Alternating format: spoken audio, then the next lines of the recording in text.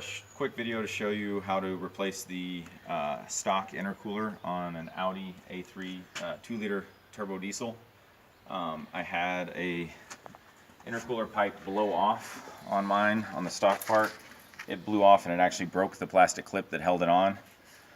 Went on eBay UK and got a new intercooler for I think 35 pounds. So shipped to me in a few days, and tried to find anything online, could not find any videos or any how-tos on how to pull this thing apart, and it's quite daunting when you first start. It's really not that bad though. You will need a second set of hands, maybe a third set of hands. So what you're going to do, you want to take the front bumper off. So the front bumper is a pain in the butt getting it off.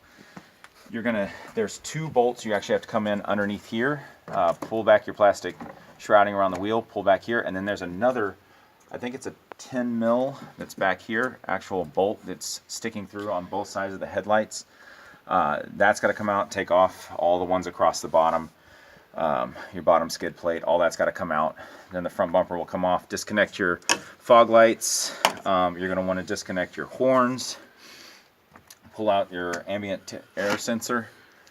Around this side, same thing. You're going to remove those. You're going to come in, you need to disconnect your crash sensors. I found something online that was a step-by-step written guide, but didn't show what exactly we were doing. Could not get these clips off, so we ended up just removing the two Allens that hold them on and just setting them down in here without disconnecting them. You'll need to remove your air intake. If you just take off the top and pop that off, you can just pull that right out, and then there's two, I think T25s on the back right here that hold those in. So the tools you're going to need a 16 millimeter socket, T25 and T30s. The ones across the top here are T30s, and they were rusted in across the top of the bumper. You get the whole bumper off. You're going to come in here, you're going to remove the actual bumper, the metal bumper, from here with a few bolts that are holding through that. You're going to come in here, these are the four 16 millimeter bolts on both sides. And there's three T30s down in here, one here, one here.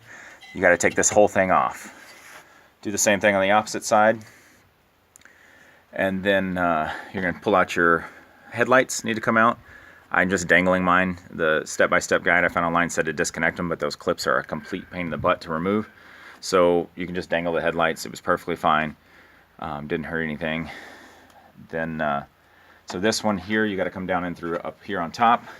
This one, same thing. You got to come down through here, and then there's one bolt to remove the headlights there.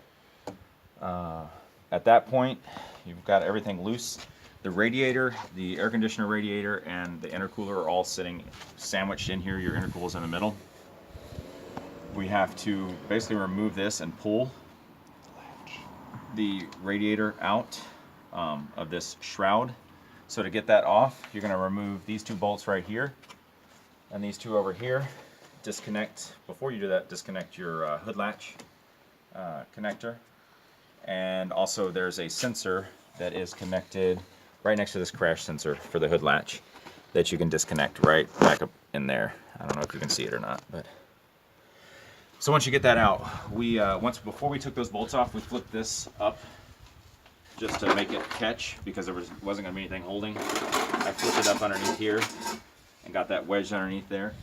There's just 2 feet at the bottom of the radiator. Actually, the bottom of the intercooler has them, I believe. Yeah, these 2 feet at the bottom of the intercooler are what hold everything in to that shroud. Once that's loose, pull this back, pick up, and this whole piece, all of this, and these side shrouds will come out. Your air conditioner radiator sits right in front.